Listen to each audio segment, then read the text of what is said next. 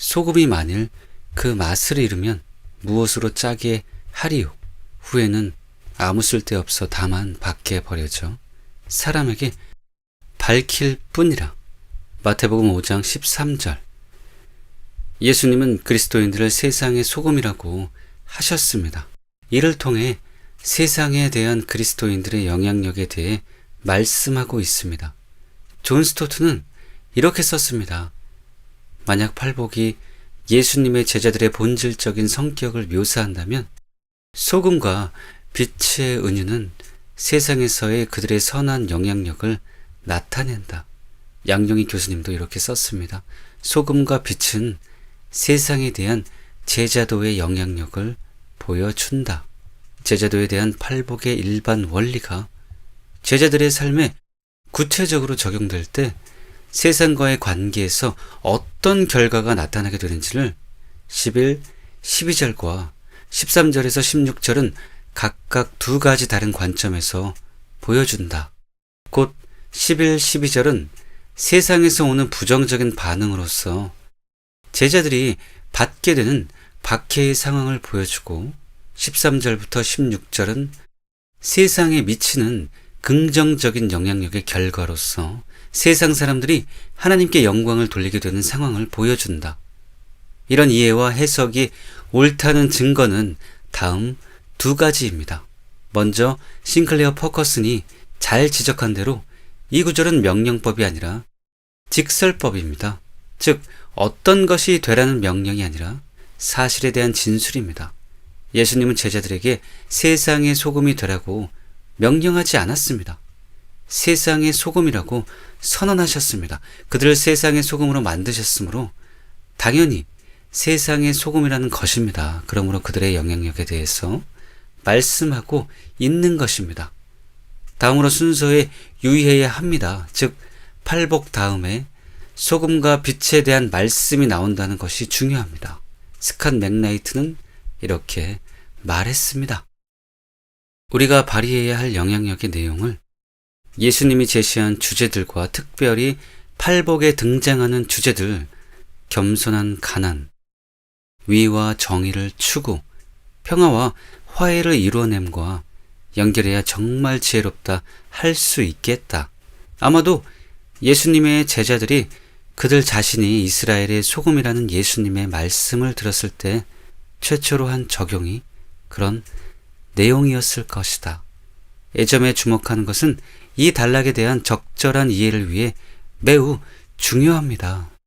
왜냐하면 그들이 팔복의 사람들에게 세상의 소금이요 빛이라는 것을 보여주기 때문입니다. 그러므로 본문은 세상에서 팔복의 사람들인 그리스도인들이 어떤 존재이며 또 어떤 영향을 끼쳐야 하는지를 보여주고 있는 말씀임이 분명합니다.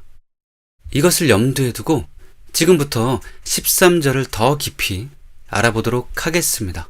첫째, 세상의 소금이라는 말의 의미. 소금의 역할과 기능은 매우 다양합니다. 그래서 혼란이 발생합니다. 실제로 마이클 윌킨스는 소금의 다양한 사용이 예수님이 유추로 전달하고자 했던 것과는 다른 해석으로 인도하기도 한다고 잘 지적했습니다. 일례로 저는 소금의 역할이 갈증을 일으키는 것이라는 매력적인 글들을 읽어보았습니다. 론세니의 개인 전도의 방법이라는 책에 보면 이런 내용이 나옵니다. 주일학교에 다니는 한 소녀가 소금이 무엇이냐는 질문을 받았습니다. 그 애는 소금은 목이 마르게 해요라고 대답했습니다. 소금처럼 당신과 나는 사람들을 마시게 해줄 수는 없어도 그들로 갈증나게 해줄 수는 있습니다. 우리가 예수 그리스도 안에서 기쁨과 승리로 가득 찬 삶을 살아갈 때 그들은 영적인 것들의 갈증을 느끼게 되고 그리스도께 나아가 생수를 마심으로 만족을 얻게 될 것입니다. 또 루이스 바비에리는 이렇게 썼습니다. 예수님의 추종자들은 그들이 보다 위대한 지식에 대한 갈증을 유발해낸다는 점에서 소금과 같다. 어떤 특정 분야에 대한 탁월한 자질을 지닌 독특한 사람을 만나게 되면 왜 그 사람이 다른지 알고 싶어지기 마련이다. 그리고 위즈덤 종합 강해에도 이렇게 기록되어 있습니다. 소금은 갈증을 느끼게 한다. 소금은 음식에 독특한 맛을 내게 하는 역할을 하기도 하지만 짠맛이 강렬할 경우 사람들로 하여금 갈증을 느끼기도 한다. 소금이 음식물의 맛을 내기도 하며 갈증나게 하는 것과 같다. 참된 제자들은 팔복에 진술된 내면적 특성들을 세상에서 행함으로 불화와 갈등이 가득한 세상을 화목하게 하며 불의와 죄악이 팽배한 세상에 타락한 부패를 방지해야 한다. 또한 제자들은 자신들이 소유한 내면적인 특성을 증언하는 삶의 모범을 통해서 세상 사람들로 하여금 그리스도 안에서 천국을 소유한 자의 삶에 대해 갈증을 느끼게 하고 동경하게 하여 그리스도에게로 향할 수 있도록 해야 한다. 참 매력적인 해석이지요. 그리고 유익한 교훈입니다. 그러나 예수님이 말씀한 너희는 소금이니가 정말 이런 뜻일까요? 그렇지 않습니다. 그런데도 한 걸음 더 나아가서 수많은 설교자들이 소금의 여러 가지 특성을 줄줄이 나열하며 이것이 너희는 세상의 소금이니라는 말씀의 의미라고 설교합니다. 그러나 그 말씀이 그런 의미일 가능성은 거의 제로입니다. 그저 설교자들이 추측한 개념과 교훈들일 뿐입니다. 그러므로 그렇게 설교하는 것은 바른 것이 아닙니다. 한편 우리가 소금을 생각할 때 가장 대표적으로 떠올리는 것은 아마도 조미료와 방부제일 것입니다. 신학자들도 예외가 아닙니다. 그래서 맛을 내는 것과 부패를 방지하는 것이 소금의 역할이라고 해석합니다. 둘 다 가능한 해석입니다. 소금은 맛을 내는 데 사용되고 성경에도 그런 말씀들이 있습니다. 싱거운 것이 소금 없이 먹히겠느냐? 닭의 알 흰자위가 맛이 있겠느냐? 너희 말을 항상 은혜 가운데에서 소금으로 맛을 냄과 같이 하라. 그러나 본문에 너희는 세상의 소금이니 소금이 만일 그 맛을 잃으면 무엇으로 짜게 하리요는 음식을 짜게 하는 것에 대한 것이 아닙니다. 저도 이것을 읽는 대부분의 사람들이 짜게 한다는 것을 소금이 음식을 짜게 하는 것, 음식의 맛을 낸다는 뜻으로 이해한다는 것을 잘 압니다. 그러나 대부분의 주석가들은 그것이 이 말의 의미가 아니라는데 동의합니다. 이 말의 진짜 의미는 짠맛을 회복한다는 것으로 소금 자신이 잃어버린 짠맛을 회복하겠느냐는 질문입니다. 즉, 그것이 불가능함을 뜻합니다. 다행히 몇몇 번역본들은 그 의미를 잘 살려서 번역했습니다. 공동 번역. 너희는 세상의 소금이다. 소금이 짠맛을 잃으면 무엇으로 그 짠맛을 되찾게 하겠느냐? 현대인의 성경. 너희는 세상의 소금이다. 그런데 소금이 그 맛을 잃으면 어떻게 다시 짜게 할 수 있겠느냐? 그렇다고 소금은 맛을 낸다고 해석이 불가능한 것은 아닙니다. 맛이라는 단어가 있기 때문입니다. 그러므로 예수님이 너희는 소금이다. 너희는 소금으로 창조되었다. 이미 세상은 맛을 잃어버리게 되었다. 너희는 그들과는 다르다. 그러므로 너희의 짠맛을 지켜내고 절대 맛을 잃어버리지 말라고 말씀한 것으로 이해하는 것도 좋은 해석입니다. 그러나 저는 이 구절을 방부제로 설명해야 할 필요성 역시 매우 크다고 생각합니다. 왜냐하면 세상의 빛이라는 말이 세상의 어두움을 전제하듯 세상의 소금은 세상의 부패를 전제하는 것이기 때문입니다. 세상의 빛이 어둠에 대조한 것이듯 세상의 소금도 세상의 부패와 대조한 것입니다. 그러므로 세상의 소금을 설명할 때 세상의 부패에 제동을 거는 방부제로서의 역할을 강조하는 것이 필요하다고 생각합니다. 그래서 저는 그 점에 초점을 맞춰서 세상의 소금을 설명하고자 합니다. 둘째, 왜 세상의 소금이 되어야 하나? 우리가 세상의 소금이 되어야 할 이유는 세상의 소금이라는 말 자체에 나타나 있습니다. 그것이 이 세상의 실체를 보여주기 때문입니다. 로이드 존즈는 매우 적나라하게 이렇게 말했습니다. 너희는 세상의 소금이다. 이 말씀은 기독교인을 가리키는 말씀일 뿐 아니라 그가 사는 세상을 한마디로 암시하는 말씀이라 하겠습니다. 그런데 성경은 이것을 언제나 가르쳐 왔고 주님이 너희는 세상의 소금이라고 말씀하셨을 때 이것을 완전한 형태로 말씀하신 것입니다. 이 말씀은 무슨 뜻입니까? 이 말씀은 세상의 부패성을 암시함이 분명합니다. 이 말씀은 오염될 경향과 더럽고 도발적으로 될 성향을 암시합니다. 성경이 세상에 대해 말씀해야 할 것은 바로 이것입니다. 세상은 타락하고 사악하고 부정합니다. 세상의 성향은 악하여 전쟁을 일삼습니다. 세상은 썩고 오염되기 쉬운 고기와 같습니다. 세상은 방부제나 예방제에 의해서만 건전해질 수 있는 것이 아닙니다.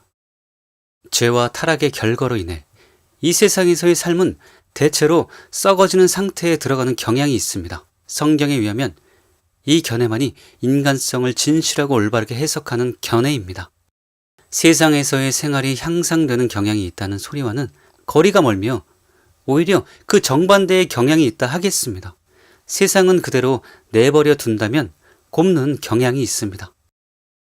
성경에는 이와 같은 신뢰가 무수히 많습니다. 여러분은 이 사실이 첫 번째 책인 창세기에 나타나 있음을 봅니다. 하나님께서 세상을 완전하게 창조하셨지만 죄가 세상에 들어왔기 때문에 이 악하고 오염적인 요소는 즉시 자태를 나타내기 시작했습니다. 창세기 6장을 읽어 보십시오. 그러면 나의 신이 영원히 사람과 함께 하지 아니하리니 이런 말씀을 보시게 될 것입니다. 불결과 오염이 너무 심함으로 하나님께서 홍수를 보내셔야 했습니다. 그 후에 새 출발이 있었습니다. 하지만 이 악한 원리는 여전히 그 정체를 나타내었으며 거의 상상하기도 힘든 죄악으로 더럽혀진 소돔, 고모라에 이르게 됩니다. 성경이 우리 앞에 변함없이 보여주는 것이 이와 같습니다. 이렇게 끈덕진 부패 성향은 언제나 그 정체를 드러내고 있습니다. 정말로 옳은 지적이지요. 불행하게도 앞으로는 더 심해질 것입니다. 즉, 이 세상은 점점 더 악해지고 타락해서 하나님이 멸망시킬 수밖에 없었던 노아의 때나 롯의 때와 같이 될 것입니다. 노아의 때에 된 것과 같이 인자의 때에도 그러하리라. 노아가 방주에 들어가던 날까지 사람들이 먹고 마시고 장가들고 시집가더니 홍수가 나서 그들을 다 멸망시켰으며 또 롯의 때와 같으리니 사람들이 먹고 마시고 사고 팔고 심고 집을 짓더니 롯이 소돔에서 나간 날에 하늘로부터 불과 유황이 비오듯 하여 그들을 멸망시켰느니라.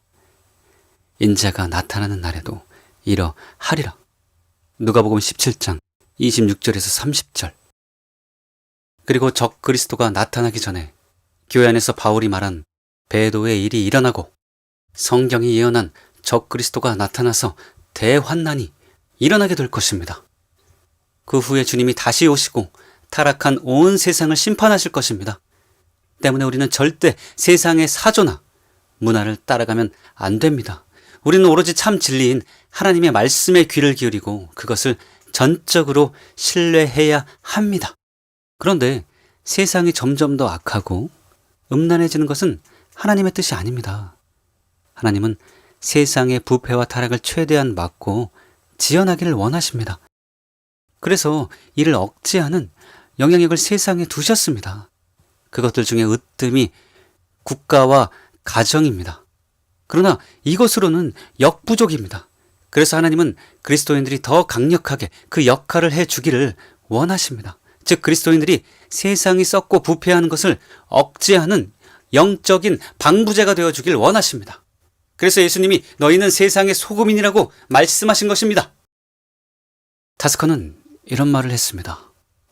제자들은 도덕적 기준이 끊임없이 변하며 낮아지거나 존재하지 않게 되는 세상에서 도덕적 살균제가 되어야만 한다? 옳습니다. 이것이 세상의 소금으로 부름받은 그리스도인들의 사명입니다. 그러므로 우리는 절대 맛을 잃어버리면 안 됩니다. 즉, 절대 팔복의 특성을 잃어버려선 안 됩니다. 그리하여 세상의 소금의 역할을 감당해야 합니다. 셋째, 세상의 소금 역할을 잘하려면 어떻게 해야 하나? 세상의 소금으로서 우리의 그 역할을 잘 감당해야 합니다. 그러기 위해 두 가지가 필요한데 바로 구별과 침투입니다. 내가 아버지의 말씀을 그들에게 주었사오매 세상이 그들을 미워하였사오니 이는 내가 세상에 속하지 아니함같이 그들도 세상에 속하지 아니함으로 인함이니이다.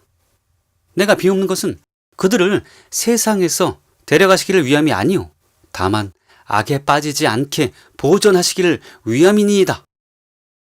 내가 세상에 속하지 아니함같이 그들도 세상에 속하지 아니하였사옵나이다. 그들을 진리로 거룩하게 하옵소서. 아버지의 말씀은 진리니이다. 아버지께서 나를 세상에 보내신 것 같이 나도 그들을 세상에 보내었고 또 그들을 위하여 내가 나를 거룩하게 하오니 이는 그들도 진리로 거룩함을 얻게 하려 함이니이다. 이 말씀에는 세상에서의 구별과 침투에 대한 주님의 뜻이 잘 나타나 있습니다. 그리고 이 두 가지가 곧 우리가 세상에서 소금의 역할을 감당할 수 있는 비결입니다. 우리는 세상과 철저히 구별된 삶을 살아야 합니다. 그럼 세상과 구별된 삶은 구체적으로 어떤 것일까요? 먼저 그것은 본문 앞에 나오는 팔복의 삶을 사는 것입니다. 존 스토트는 이렇게 말했습니다. 소금과 빛에 관한 두 가지의 은유는 만약 그리스도인들이 팔복에 묘사되어 있는 것과 같은 그들의 독특한 성격을 유지한다면 그들이 사회에 끼치게 될 선한 영향력을 나타낸다. 또 양령의 교수님은 이렇게 말했습니다. 본단락에서 예수님은 제자의 특징 역시 소금이나 빛과 마찬가지로 세상으로부터 구별되는데 있다는 점을 지적하신다. 그런데 세상으로부터 구별되는 제자의 특징은 본단락 바로 앞에 위치한 팔복에 잘 드러나 있다. 또한 위즈덤 종합 강해에도 이렇게 쓰여 있습니다. 예수께서는 산상순 가운데에서 참된 제자가 행해야 할 빛과 소금의 역할을 팔복보다 우선순위에 두지 않으셨다.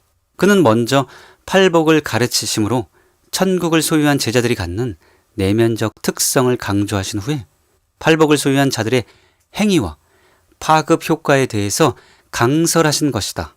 이 사실은 내면적 특성을 소유하지 않고서는 빛과 소금의 삶이 절대로 불가능함을 나타낸다. 즉, 빛과 소금의 삶은 천국의 규범인 내면적 특성을 소유하였을 때에만 비로소 성취될 수 있다. 그러므로 우리가 세상의 소금의 역할을 감당하려면 반드시 팔복의 사람이 되어야 하고 계속 그 특성들을 유지해야 합니다.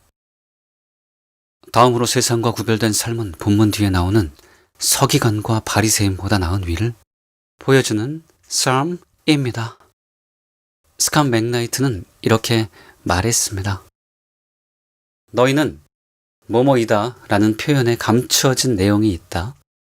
그것은 예수께서 자신의 제자들이 5장 3절에서 12절이 말하는 그 복이 있는 자들이며 또한 5장 17절에서 48절과 이후의 내용에 나오는 순종하는 자들이기 때문에 그들이 소금과 빛이 될 것을 당연하게 여기셨다는 사실이다. 또한 위즈덤 종합 강해에도 이렇게 쓰여 있습니다. 예수께서는 5장 17절에서 7장에 이르기까지 이러한 빛과 소금의 생활에 알맞은 구체적인 사례들을 제시하고 있다. 그러므로 우리가 세상의 소금의 역할을 감당하려면 팔복의 사람이 되면 물론이고 예수님이 율법의 계명을 설명해 주신 대로 행함으로 서기관과 바리새인보다 더 나은 위를 가져야 합니다. 그것이 세상의 소금의 역할을 다하는 삶입니다. 그것이 주님이 모든 그리스도인들에게 기대하시는 생활입니다. 나아가서 그것이 마태복음 7장 21절이 말한 아버지의 뜻대로 행하는 생활입니다. 그러므로 반드시 그렇게 살아가는 여러분 되시기 바랍니다. 둘째, 우리는 세상 안에서 세상과 구별된 삶을 살아야 합니다. 우리는 세상의 소금입니다. 주님은 우리를 세상에 보내셨습니다. 우리가 있어야 할 곳은 사막이나 산속이 아닙니다. 세상입니다. 그러므로 중세 수도사들의 영성은 본받되 삶의 형태는 본받지 말아야 합니다. 즉, 그들처럼 염세주의적이 되지 않도록 조심해야 합니다. 이에 대해 양용희 교수님은 이렇게 썼습니다. 제자들은 세상의 소금이고 세상의 빛이라고 하였다. 이는 제자들의 삶이 세상과 구별될 뿐 아니라 세상과 긴밀하게 연관되어 있음을 보여준다. 제자는 세상과 무관하게 살아가는 자들이 아니라 세상과 밀접한 관계를 가지고 살아간다. 그런데 그들은 세상과 관계를 맺는 데 있어서 세상의 영향을 받는 자들이 아니라 세상에 영향을 끼치는 자들이다. 세상의 소금과 빛이 되려면 세상 안에 있어야 합니다. 즉, 세상 사람들과 함께 살아가야 합니다. 그들과 살되 팔복의 사람으로, 그리고 서기관과 바리새인보다 나은 위를 가진 사람으로 살아가야 합니다. 그래야 세상의 소금이 될 수가 있습니다. 오래전에 한 남자가 케네스 해긴 목사님에게 이렇게 말했습니다. 제가 일하는 직장에서는 유일하게 저 혼자만 그리스도인입니다. 그러니 이 직장에서 나올 수 있도록 기도해 주시겠습니까? 이때 해긴 목사님이 뭐라고 말했는지 아십니까? 아니요. 형제님, 그러지 마십시오. 당신이 선한 영향력을 발휘하지 않으면 그 직장은 참으로 부패한 곳이 될 것입니다. 계속 거기에 있으세요. 당신은 이 땅의 소금입니다. 그러니 계속 거기에 있으면서 그곳을 짜게 만드는 소금이 되시기 바랍니다. 옳습니다. 많은 이들이 국회가 썩었으므로 나는 정치인이 되지 않겠다고 말합니다. 그러나 그래서 그곳이 소금이 필요한 것입니다. 소금 역할을 하려면 참된 신자들이 국회로 들어가야 합니다. 방송, 사업, 교육, 연예계 등 어느 곳이나 마찬가지입니다. 소금이 되려면 그곳으로 들어가야 합니다. 그러므로 실력을 갈고 닦아 불의하고 부패한 세상의 각 분야로 들어가십시오. 그곳에서 소금의 역할을 하십시오. 그래서 그 단체가 썩어가고 부패해 가는 것에 제동을 거는 여러분 되시기를 바랍니다. 넷째, 엄중한 경고. 맛을 잃어버리지 마십시오. 본문은 사실상 경고입니다. 예수님은 우리에게 절대로 맛을 잃어버리지 말라고 경고하고 계십니다. 너희는 세상의 소금이니 소금이 만일 그 맛을 잃으면 무엇으로 짜게 하리요? 후에는 아무 쓸데없어 다만 밖에 버려져 사람에게 밟힐 뿐이니라. 이것은 우리처럼 바닷물을 말려서 소금을 얻는 곳에서는 이해하기 어려운 말씀입니다. 엄격하게 말하자면 소금은 맛을 잃을 수 없습니다. 염화나트륨은 완전한 화합물이기 때문입니다. 그러나 팔레스타인에는 암염이 많습니다. 즉, 소금 기둥들이 있는데 비가 오면 소금이 흘러내려 나중에는 소금은 다 빠지고 바위만 남습니다. 또한 예수님 당시 팔레스타인에서 사용하던 소금은 염화나트륨과 더불어 상당량의 불순물을 포함하고 있었습니다. 그래서 보관을 소홀히 하면 물에 잘 용해되는 염화나트륨 성분은 녹아 없어져 버리고 불순물만 남는 경우들이 종종 있었습니다. 이런 휜 가루는 여전히 소금처럼 보이고 소금이라고 불리기도 하지만 더는 짠맛을 낼 수 없는 무용지물이었습니다. 이런 소금을 두고 하신 말씀입니다. 이렇게 맛을 잃은 소금은 아무 쓸모가 없습니다. 거름으로도 쓸 수가 없습니다. 그래서 밖에 버려져서 사람들의 발에 밟혔습니다. 슬프게도 이것이 오늘날 한국 교회의 현실입니다. 앞에서 말씀드린 대로 소금의 맛을 잃은 것은 팔복의 특성을 잃어버리고 그 뒤 산상수훈대로 살지 못하는 것을 뜻합니다.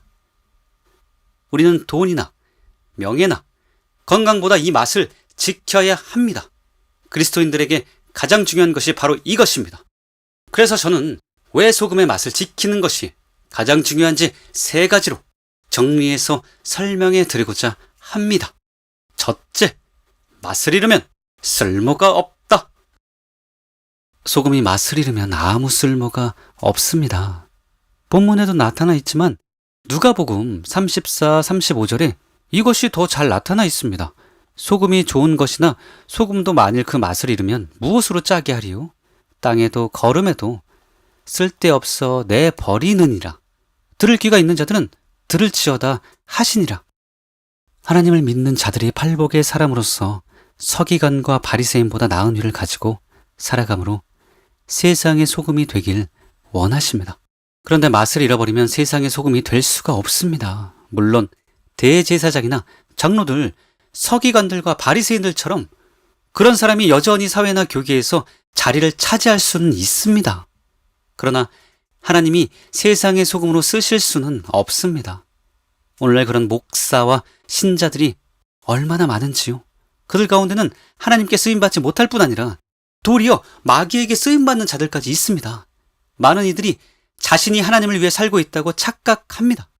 그러나 하나님은 맛을 잃은 자를 쓰지 않으십니다. 캠벨 몰가는 이렇게 말했습니다.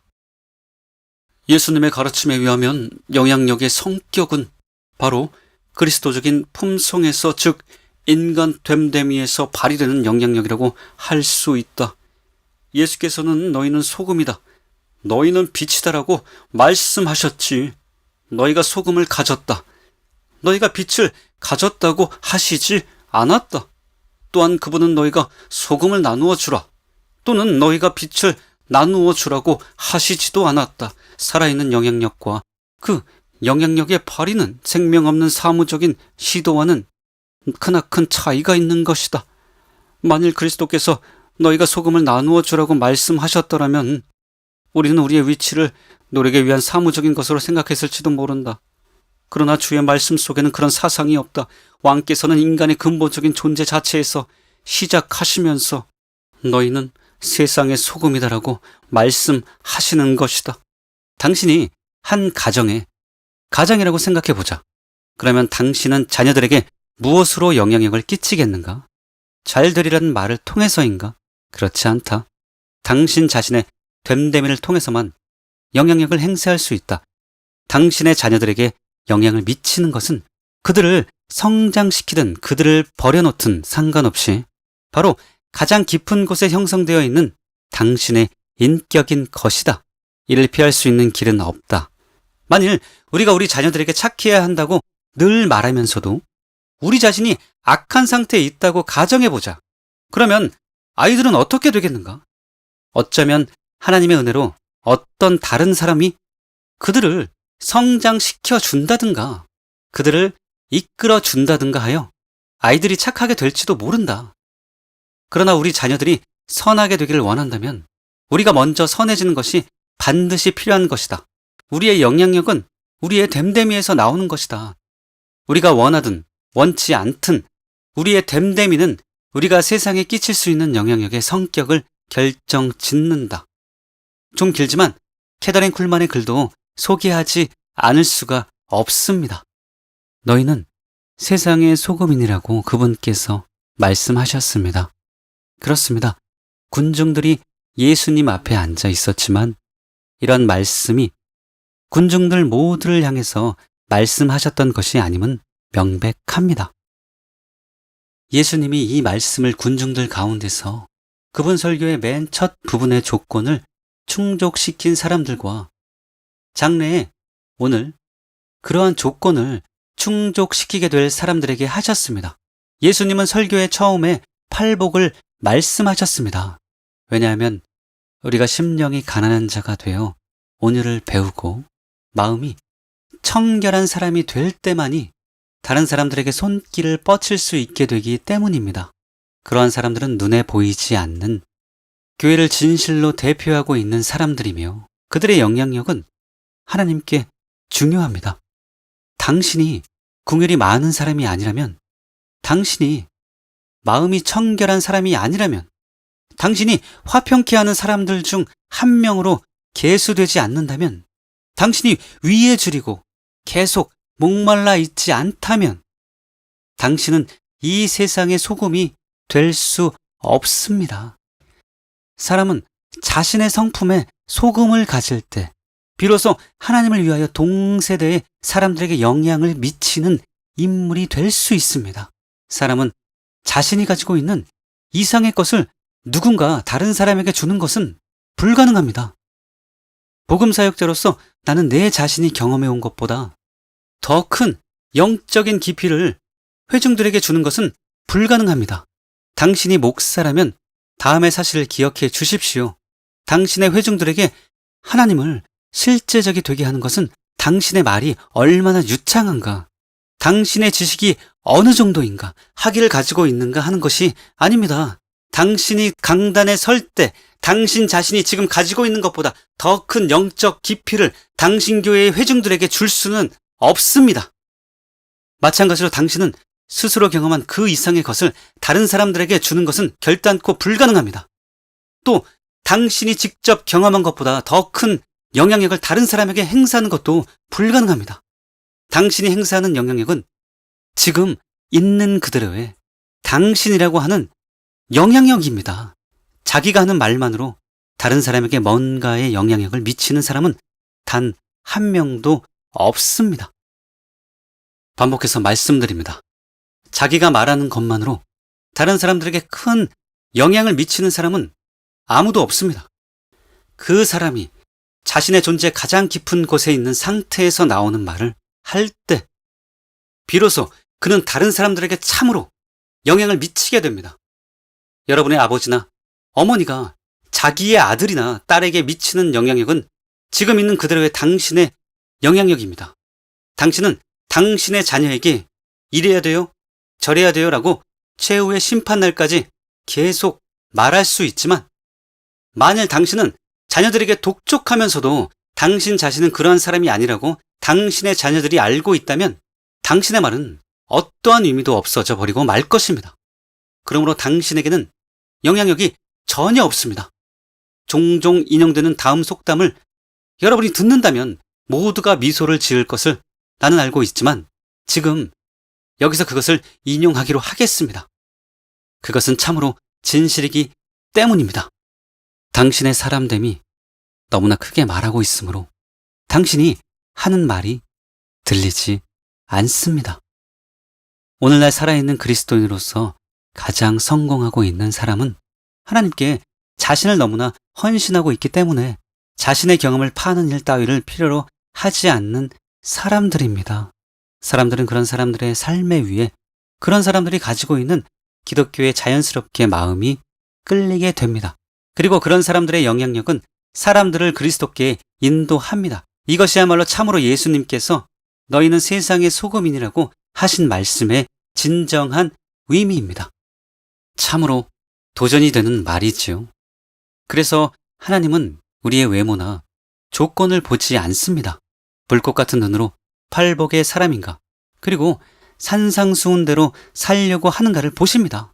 이 두 가지가 없으면 하나님께는 전혀 쓸모없는 사람입니다.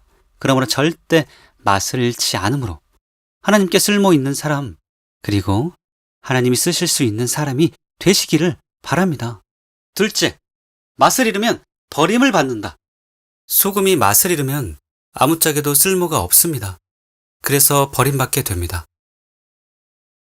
마태복음 5장 13절. 너희는 세상의 소금이니 소금이 만일 그 맛을 잃으면 무엇으로 짜게 하리요. 후에는 아무 쓸데없어 다만 밖에 버려져 사람에게 밟힐 뿐이니라. 소금이 좋은 것이나 소금도 만일 그 맛을 잃으면 무엇으로 짜게 하리요. 땅에도 거름에도 쓸데없어 내버리느니라. 들을 귀가 있는 자는 들을지어다 하시니라. 당연하고 명백한 말씀이지요. 한 번 구원은 영원한 구원이라는 장로교의 교리는 참 진리가 아닙니다. 그런데도 교리에 세뇌되어 성경에서 이런 경고가 나올 때마다 그 의미를 왜곡하는 신학자와 목회자들이 얼마나 많은지 모릅니다. 그런 자들은 맛 잃은 소금이 버림받는다는 말 역시 유용성이 없는 것, 즉 쓰임을 받지 못하고 버림받는다는 뜻이라고 왜곡하려고 들 것이 뻔합니다. 그러나 이 구절을 그런 의미로 보는 것은 불가능합니다. 왜냐하면 소금의 맛이 팔복의 특성과 서기관과 바리새인보다 나은 위를 뜻하기 때문입니다. 팔복의 제자의 특성입니다. 그것을 잃어버리면 불신자의 상태로 돌아갑니다. 또한 서기관과 바리새인보다 나은 위가 없으면 주님이 친히 경고한 대로 천국에 들어갈 수가 없습니다. 그러므로 맛있는 소금은 버림받는다는 것이 쓰임받지 못한다는 뜻일 수는 없습니다. 이뿐 아니라 이 구절과 유사한 구절들의 전후 문맥을 보면 모두 구원을 받지 못하거나 버림받아 지옥에 가는 것과 관련이 있습니다. 그러므로 맛있는 소금이 버림받는다는 것은 단지 주님이 쓰실 수 없다는 뜻이 아닙니다. 그 영혼이 버림받는다는 뜻입니다. 그러므로 본문은 한 번 구원이 영원한 구원이 아니라는 것을 확실하게 보여주고 있는 매우 중요한 말씀입니다. 다행히 요즘은 본문의 뜻을 성경 그대로 인정하는 학자들이 늘고 있습니다. 감사한 일이 아닐 수 없습니다. 먼저 헤르만 리델보스는 이렇게 썼습니다. 맛을 잃은 소금은 다만 밖에 버리워 사람들에게 밟힐 뿐이다. 마찬가지로 예수님의 제자들에게 짠 영향이 방출되지 않는다면 그들에게는 천국에서의 장래가 없다. 밖에 버리워라는 문구는 이 문맥에서 대단히 위미심장한 것이다. 이런 의미에서 선한 행위는 참으로 천국에 들어가기 위한 조건이라 할 수 있다. 또 양영희 교수님은 이렇게 썼습니다. 그리스도인의 소금 맛은 팔복에 묘사된 그리스도인의 특징적인 성품이다.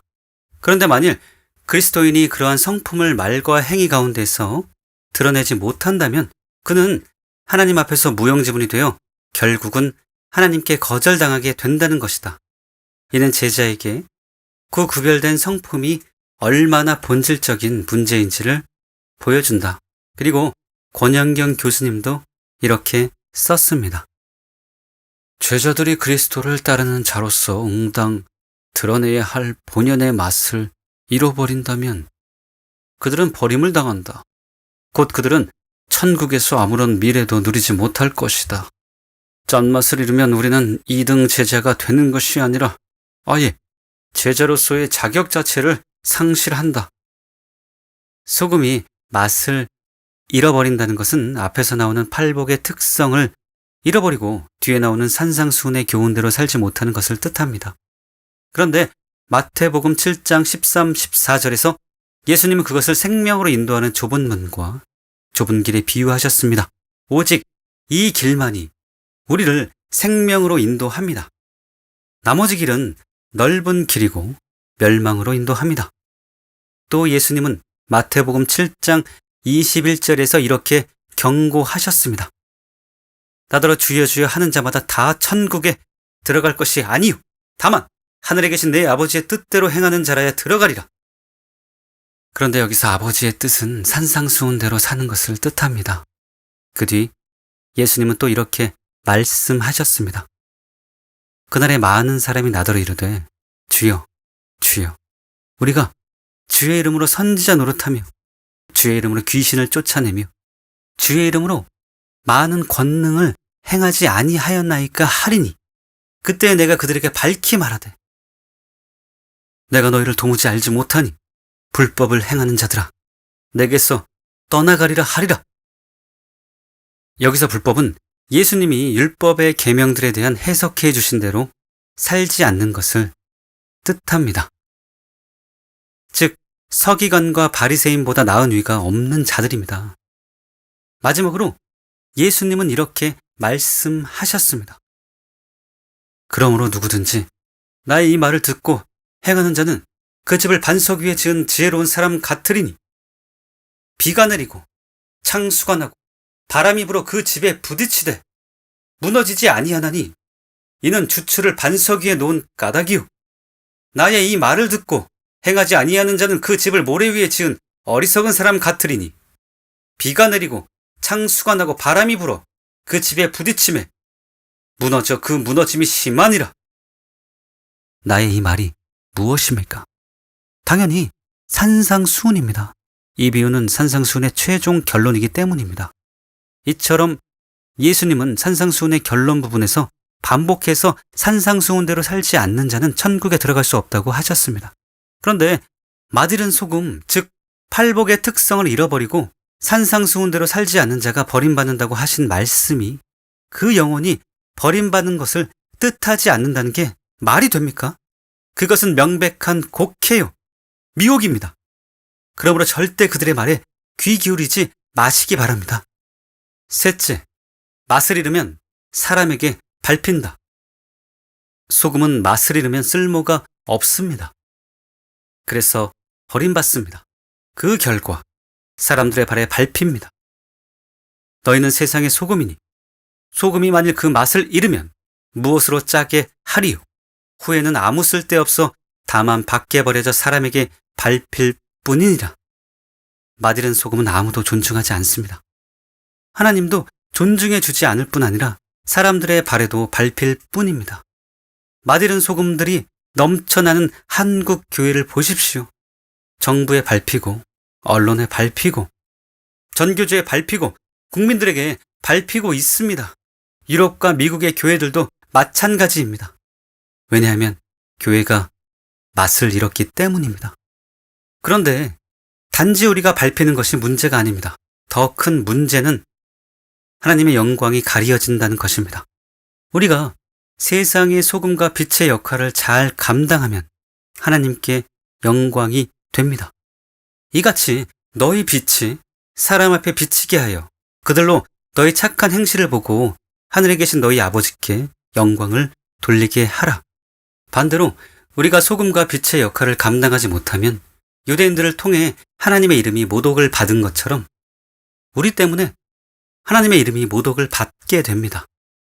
로마서 2장 23절 24절 법을 자랑하는 내가 율법을 범함으로 하나님을 욕되게 하느냐.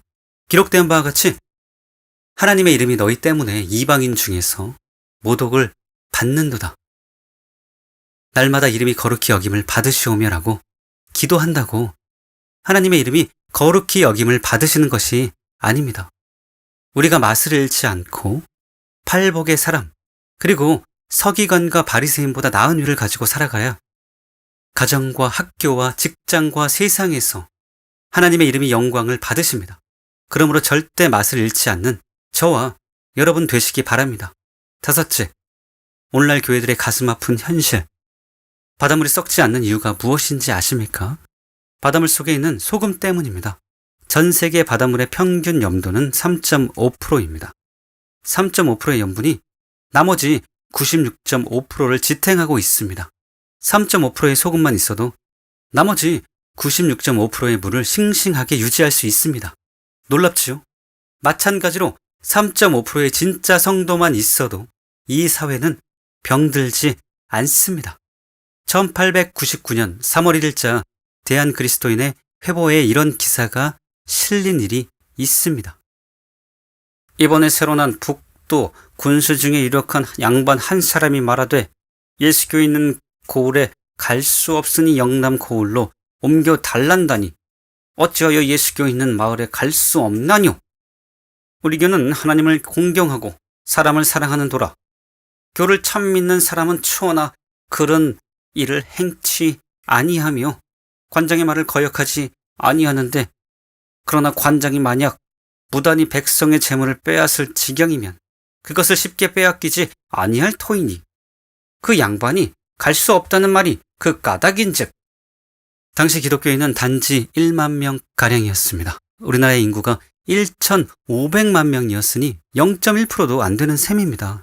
그런데도 기독교인들이 있는 곳에는 부정과 부패가 있을 수 없었다는 것입니다. 그래서 부정부패를 좋아하는 탐관오리가 기독교인들이 있는 평안도 함경도 지역에 가기를 꺼렸고 기독교인들이 없는 곳으로 가려고 애를 썼다는 기록입니다. 믿기 힘들 정도로 놀라운 기사입니다. 그때에 비해 현재 기독교인의 비율은 비교할 수 없을 정도로 높습니다. 그런데 나라가 왜 이 모양입니까? 온통 거짓투성이고 왜 이렇게 악해졌습니까? 그것은 교회가 소금의 역할을 제대로 못했기 때문입니다. 바꾸어 말해서 그만큼 참 신자가 적고 천국에 갈 자들이 적기 때문입니다. 오래전 한 유명한 목사님이 설교를 하면서 이렇게 말했습니다. 예수께서는 마태복음 5장 13절에서 너희는 세상의 소금이라고 말씀하셨습니다. 무슨 뜻입니까? 우리가 비록 세상에서 소수로 살아갈지라도 전체를 보존하는 소금의 역할을 제대로 감당해야 한다는 말입니다. 바다를 썩지 않게 하는 소금의 양은 전체 바닷물의 3.5%라고 합니다. 3.5%의 소금이 전체 바다의 건강을 유지하게 만드는 것입니다. 그런데 현재 우리나라의 기독교인이 전체 인구의 25%라고 합니다. 이런 말을 뭐라고 합니까? 거짓말이라고 합니다. 만약 성도가 25%가 되었다면 이 땅에는 악이 발붙일 곳도 없게 되었을 것입니다. 25%라 해도 진정한 성도가 아니기 때문에 그런 일이 벌어지지 않고 있는 것입니다. 기독교는 양을 문제 삼지 않습니다. 진짜 소금 같은 성도를 키워내면 3.5%를 할지라도 세상은 변화될 것입니다. 정말로 깊이 공명이 되는 말이지요. 그러므로 우리나라의 문제는 기독교의 문제입니다. 단순히 정치인, 언론, 국민들이 문제가 아닙니다. 기독교가 문제입니다. 교회의 타락이 이런 기가 막힌 나라를 만든 주범입니다. 때문에 저는 우리 모두 존 스토트의 말을 귀담아 들어야 할 필요가 있다고 생각합니다. 사회가 썩어갈 때 우리 그리스도인들은 신앙적인 면에서의 두려움으로 두 손을 들고 비그리스도인의 세상을 꾸짖는 경향이 있다. 그러나 우리는 우리 자신을 꾸짖어야만 하지 않는가? 사람은 누구나 소금에 절이지 않는 고기가 썩어가는 것을 탓할 수는 없다. 소금에 절이지 않는 고기는 썩을 수밖에 없다. 물어야 할 참된 질문은 소금이 어디에 있느냐이다. 사실 세상의 소금이 된다는 것은 무엇을 의미하는가? 무엇보다도 먼저 우리 그리스도의 백성은 더욱 담대하게 그리고 더욱 기탄 없이 악을 정죄해야만 한다. 확실히 정죄는 소극적이다. 마찬가지로 소금의 작용도 소극적이다. 때때로 분명한 그리스도인의 향기가 없기 때문에 사회의 표준이 미끄러져 넘어진다. 슬프게도 현재 한국 교회는 세상보다 더 부패했고 교단들과 목사들은 오래전부터 안위를 위해 벙어리 행세를 해왔습니다. 큰 교회 목사들이 더 벙어리입니다. 그래서 나라가 이 지경이 된 것입니다. 그러므로 교회가 변해야 합니다. 그래야 이 나라의 미래가 있고 희망이 있는 것입니다.